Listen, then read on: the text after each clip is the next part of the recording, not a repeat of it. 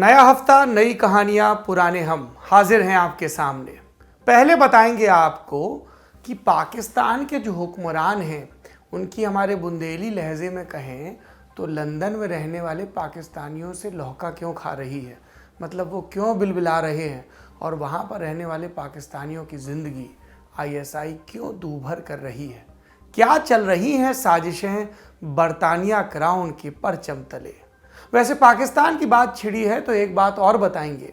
इनके जो प्रधानमंत्री हैं इमरान खान, और ये जिस देश के प्रधानमंत्री हैं, वैसे देश भी बोल सकते हैं, देशज में कोई इतनी बुराई नहीं, जिस देश का निर्माण किया गया मुसलमानों के प्रॉमिस लैंड के नाम पर, उस देश के वज़ीर आज़म जब चीन जाते हैं, बीजिंग जाते हैं विंटर ओलंपिक के उद्घाटन के लिए, तो इतना तलुआ चाटते हैं लाल तारे वालों का कि भूल जाते हैं कि उसी चीन में अल्पसंख्यकों का, मुस्लिमों का जीना दूभर हो रखा है। हर चीज़ पर समर्थन देकर आते हैं कप्तान। इसके बारे में आपको विस्तार से बताएंगे लालच क्या है इमरान का, और आखिरी में आपको बताएंगे हमारे सुरमई युग के अंत पर, लता जी के देहांत पर दुनिया भर की मीडिया में क्या छपा है। नमस्ते, मेरा नाम सौरभ द्विवेदी है और आप देख रहे हैं लल्लन टॉप का अंतर्राष्ट्रीय प्रसंगों से जुड़ा कार्यक्रम दुनियादारी। Brought to you by Kuku FM. Download the app now. दुनियादारी में आगे बढ़ने से पहले एक ज़रूरी सूचना। हमारे इस एपिसोड के पार्टनर हैं कुकू एफएम। भगवान कसम कुकू बोलता हूँ ना तो किसी दिन लगता है कि अंताक्षरी वाला कुकू कुकू शुरू कर दूंगा। बहरहाल, इस प्लेटफॉर्म पर आपको ज्ञान की अंताक्षरी मिलेगी, यानी बहुविध आयाम मिलेंगे। इतिहास, राजनीति, दर्शन, मतलब कॉलेज में जितने डिपार्टमेंट के बोर्ड होते हैं ना, वो सारे।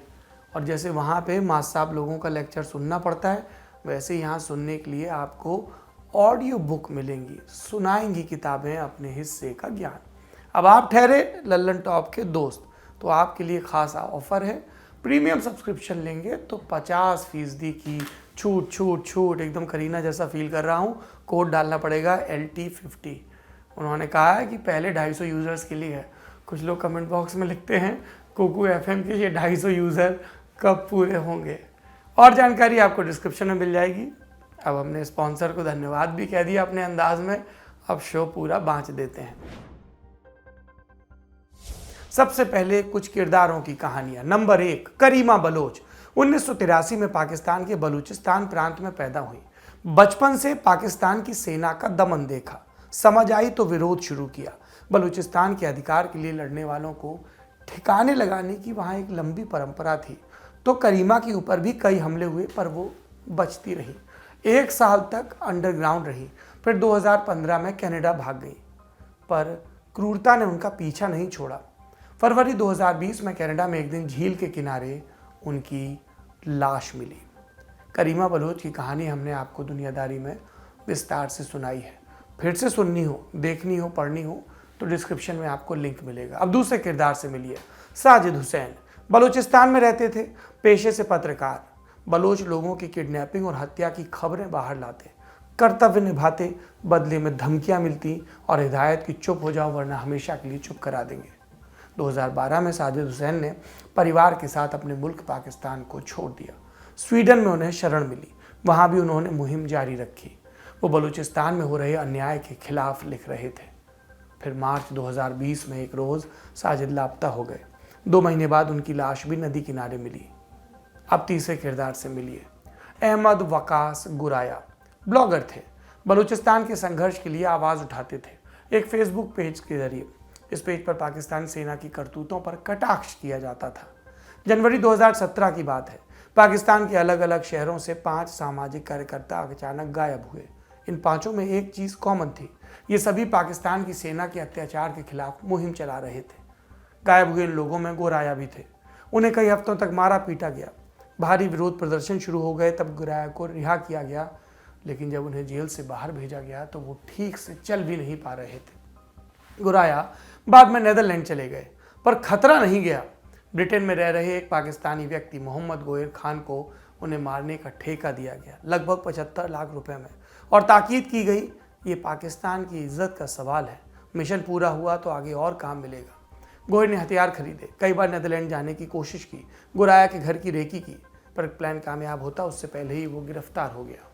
यानी गुराया फिलहाल सुरक्षित हैं, कब तक रहेंगे नहीं कह सकते।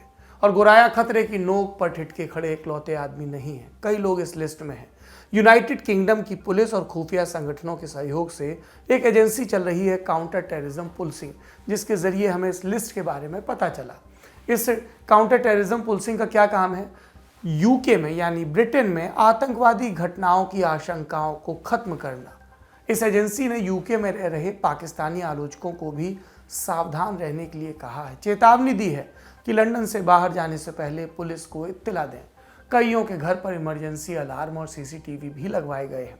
इस हलचल की वजह अहमद वकास गुराया के केस से जुड़ी है। दरअसल 28 जनवरी 2022 को यूके की एक अदालत ने मोहम्मद गोयर खान को, जो गुराया की हत्या की साजिश रच रहा था, दोषी ठहरा दिया। उनके व्हाट्सएप मैसेज को अदालत में सबूत की तरह पेश किया गया। इस साजिश में मिडिलमैन की भूमिका मुजम्मिल नाम का एक शख्स निभा रहा था। अभी ये साफ नहीं कि वो किसके इशारे पर काम कर रहा था, लेकिन सारे तार पाकिस्तान की सेना और खुफिया एजेंसी ISI की तरफ जा रहे हैं। काउंटर टेररिज्म पुलिसिंग ने और किन लोगों को सावधानी बरतने के लिए कहा? फजल खान को, जो पेशे से वकील हैं। दिसंबर 2014 में पेशावर में तहरीक तालिबान आतंकवादी संगठन, इसने एक आर्मी स्कूल पर हमला किया। इस हमले में 150 से ज़्यादा बच्चे, शिक्षक और स्टाफ मर गए। इनमें से एक फजल का बेटा उमर भी था। बेटे को खोने के बाद फजल ने अपनी ज़िंदगी इंसाफ की लड़ाई में झोंक दी। न्याय के लिए अदालत के चक्कर लगाते रहे, कोर्ट में कई ऐसी याचिकाएं दाखिल की जिससे आर्मी की छवि को भी नुकसान पहुंच रहा था। फिर आया जुलाई 2020 का महीना। फजल पेशावर हाई कोर्ट से घर लौट रहे थे, तभी उनकी बाइक को रोक लिया गया। हमलावर मारने के इरादे से आए थे, पर फजल किसी तरह से बचकर भाग निकले और इसके बाद से वो लंदन चले गए। पुलिस कह रही है वहीं रुके रहो। सूची में अगला नाम आयशा सिद्दीका का है, राजनीतिक मामलों की जानकार। उनके लेख कई प्रतिष्ठित अखबारों में छपते हैं। आयशा पाकिस्तान सरकार और वहाँ की सेना की काली करतूतों के खिलाफ लिखती हैं। फिलहाल लंदन में रहती हैं। कहा गया है सतर्क रहिए, जिंदगी को खतरा है। सूची में अगला नाम जर अली खान का है। अफरीदी पश्तूनों के अधिकार के लिए वो काम करते हैं। उन्हें पाकिस्तान में भी किडनैप करने की कोशिश की गई थी। बचने के बाद वो नीदरलैंड आ गए। गुमान ये कि वहाँ सेफ रहेंगे, पर ऐसा हुआ नहीं। अनजान नंबरों से धमकी भरे कॉल आने लगे और अब उनका वक्त डर के साए में बीत रहा है। ये सूची बहुत लंबी है, इसमें कई नाम हैं और सब नामों में दो चीज़ कॉमन है। पहली, वो पाकिस्तान में अन्याय के खिलाफ लड़ रहे थे, और दूसरा, उन्हें अपनी मुल्क से जान बचाने के लिए भागना पड़ा। कॉमन एक और चीज़ है, भागने के बाद भी उन्हें सुकून नहीं मिला, क्योंकि पाकिस्तान की खुफिया एजेंसी उनके पीछे थी। अब इस मसले पर पाकिस्तान की सरकार की गंभीरता भी जान लीजिए। उनका जवाब सुनेंगे तो आपको जवाब मिल जाएगा। विरोधियों को निशाना बनाने के आरोप पर पाकिस्तान कहता है ये सब झूठ है। जो कोई भी पाक सेना या ISI पर आरोप लगा रहा है वो प्रोपेगेंडा चला रहा है। पर यहाँ पर कुछ सवाल हैं जो पूछने लाजमी है। मसलन, क्या पाकिस्तान ने कभी गंभीरता से इन मामलों की जांच की? क्या उसने आलोचकों को अपने यहाँ सुरक्षित माहौल दिया? क्या उसने असली मुद्दे की परवाह की? इन सवालों के जवाब ना में हैं, और यहीं पर पाकिस्तान सरकार का दोहरापन खुलकर सामने आता है। और हम आपको जब ये कहानियाँ सुनाते हैं तब मन ही मन ये प्रार्थना करते हैं हमारे हिंदुस्तान में ऐसा ना हो। हमारे देश में यदि कोई आलोचना कर रहा है, यदि कोई अन्याय को सामने ला रहा है, तो उसे सुरक्षा मिले, प्रोपेगेंडा कहकर खारिज ना कर दिया जाए। दुनियादारी का सिलसिला आगे बढ़ाते हैं। हमने आपको कहा कि पाकिस्तान का प्रोपेगेंडा खुलकर सामने आ गया। खुलकर सामने इमरान खान भी आ गए। बीजिंग में 4 फरवरी 2022 के रोज़ विंटर ओलंपिक्स की शुरुआत हुई। चीन विदेशी खिलाड़ियों के साथ साथ राजनेताओं के लिए भी खुला। कोरोना महामारी की शुरुआत के बाद से पहली दफ़ा कोई विदेशी लीडर चीन पहुंचा। इमरान की यात्रा इसलिए अहम थी क्योंकि उन्हें आर्थिक संकट से निकलने में चीन की मदद चाहिए थी। 6 फरवरी को इमरान खान और चीन के राष्ट्रपति शी जिनपिंग की मुलाकात हुई। फिर साझा बयान जारी हुआ। इसके मेन पॉइंट क्या थे? पाकिस्तान ने हांगकांग, ताइवान, साउथ चाइना सी, शिनजियांग और तिब्बत में चीन की पॉलिसी को पूरा सपोर्ट देने की बात फिर से दोहराई। चीन हांगकांग में लोकतांत्रिक प्रदर्शनों को दबा रहा है, ताइवान में फाइटर जेट्स भेजकर उकसाने की कोशिश कर रहा है, अपना हिस्सा बता रहा है। तिब्बत पर उसके अत्याचार की दशकों पुरानी कहानी से आप वाकिफ़ हैं। साउथ चाइना सी में चीन लगातार अतिक्रमण कर रहा है और उसकी इन सब साजिशों में पाकिस्तान हिस्सेदार है। पर ये सब विदेशी मामले कह सकता है चीन। पर शिनजियांग प्रांत का मामला, यहाँ पर तो कई वर्षों से ट्रेनिंग कैंप चल रहे हैं, जहाँ उइगर समेत बाकी मुस्लिमों को टॉर्चर करके उनका चीनी संस्करण तैयार किया जा रहा है। उनकी धार्मिक पहचान मिटाकर, बच्चों को माँ बाप से अलग कर और विरोध करने वालों को मार दिया जाता है और कहते हैं गायब हो गए। उइगरों की कहानी जाननी है तो दुनियादारी का पिछला एपिसोड देखिए, डिस्क्रिप्शन में लिंक है। इसी अत्याचार को आधार बनाकर America, Canada, Britain, Japan, Australia समेत कई देश विंटर ओलंपिक्स का डिप्लोमेटिक बहिष्कार कर चुके हैं। भारत पहले ही इससे अलग रहा, लेकिन जब चीन ने गलवान के एक सैनिक को ओलंपिक मशाल सौंपी और प्रोपेगेंडा फैलाया, तब भारत ने भी डिप्लोमेटिक बहिष्कार का रास्ता चुना। इमरान खान एक तरफ मुसलमानों का रहनुमा होने, उन्हें एकजुट करने की बात करते हैं, दूसरी तरफ अपने ही समुदाय के लोगों की निरंकुश हत्या पर चुप हैं। इमरान ने चीन के साथ बातचीत में भारत का मसला भी उठाया, भारत में अल्पसंख्यकों पर हो रहे कथित अत्याचार का जिक्र किया, पर बलूचिस्तान में जाहिराना तौर पर हो रहे सैन्य दमन के बारे में बोल नहीं फूटे। कश्मीर के मुद्दे पर चीन से समर्थन जुटाने की कोशिश इमरान ने फिर की। इन सब के पीछे पाकिस्तान की लालच क्या है? उसे ग्लोबल प्लेटफॉर्म पर किसी बड़े धड़े का सपोर्ट चाहिए। पाकिस्तान में भयंकर महंगाई है। अक्टूबर 2021 में FATF ने उसे ग्रे लिस्ट में बरकरार रखा। इस वजह से उसे अंतर्राष्ट्रीय संस्थाओं से मिलने वाली मदद में भी कमी आई। इसके अलावा अफगानिस्तान को लेकर भी पाकिस्तान की कोशिशों का कोई असर नहीं हुआ। पाकिस्तानी तालिबान सरकार को पूरी दुनिया में मान्यता दिलाने की कोशिश कर रहे हैं, पर अब तक उनकी कोशिशों का कोई फल नहीं निकला। पाकिस्तान के चैप्टर को अब यहीं रोक देते हैं, अपने देश लौट आते हैं। 6 फरवरी 2022 की रात एक रूहानी दौर बीत गया। सुरों की महारानी लता मंगेशकर आखिरी सफ़र पर निकल गई। और जानते हैं लता मंगेशकर के निधन पर अंतर्राष्ट्रीय अखबारों और पोर्टल्स में क्या लिखा गया? पाकिस्तानी अखबार डॉन ने उनका कराची करेक्शन बताते हुए एक आर्टिकल पब्लिश किया जिसका शीर्षक है लता मंगेशकर, हर आर्ट एंड कराची, यानी लता मंगेशकर, उनकी कला और शहर ए कराची। आर्टिकल में एक वाकये का जिक्र है, 2016 की बात। कराची में एक जनाब मास्टर सलीम ठुमरी गा रहे थे, याद पिया की आए। उनके गाने का किसी ने वीडियो बना लिया, लता जी तक पहुंचा। उन्होंने अपने फेसबुक पेज पर गाने वाले के बारे में जानकारी मांगी और फिर मास्टर सलीम रातों रात मशहूर हो गए। एक जिक्र ये भी कि किसी दौर में कराची की बसों और टैक्सियों में लता जी के 2 गाने लूप पर चलते थे, गुलामी फिल्म का ज़िहाले मिस्कीन और शोर का एक प्यार का नगमा है। पाकिस्तान से अब बांग्लादेश चलते हैं। बांग्लादेशी अखबार ढाका ट्रिब्यून ने लिखा, लता 1000 years more, लता सदियों तक जिंदा रहेगी।